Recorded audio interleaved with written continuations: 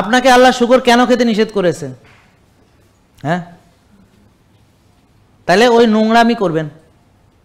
আমার কথা বুঝেন নাই? তো মানুষকে কিছু কিছু খাবার যে নিষেধ করেছে কিছু কারণ অবশ্যই আছে। তো এখন হিংস্র প্রাণী খেতে নিষেধ করেছেন কেন আল্লাহ? কেন আপনি হিংস্র প্রাণী খেতে পারেন না? মানে যারা মুসলমান তাদেরকে বলছি। তো আপনার ভিতরে এই যে ধরেন একটা মুরগি যার ভিতরে মাতৃত্ব আছে, মমত্ব আছে, এই ধরনের মুরগি একরকমভাবে বড় হয়। আর একটা হলো মুরগি হয়েছে ইনকিউবেটরের মধ্যে, তারপর সে একটা জায়গায় বসে খালি খায় আর ডিম পাড়ে, বুঝছেন?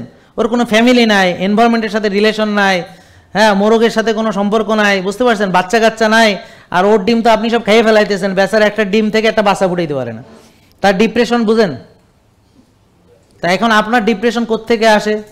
আপনি কেন এখন ফ্যামিলি, যৌথ ফ্যামিলি থেকে একা একা থাকেন, বোঝেন নাই?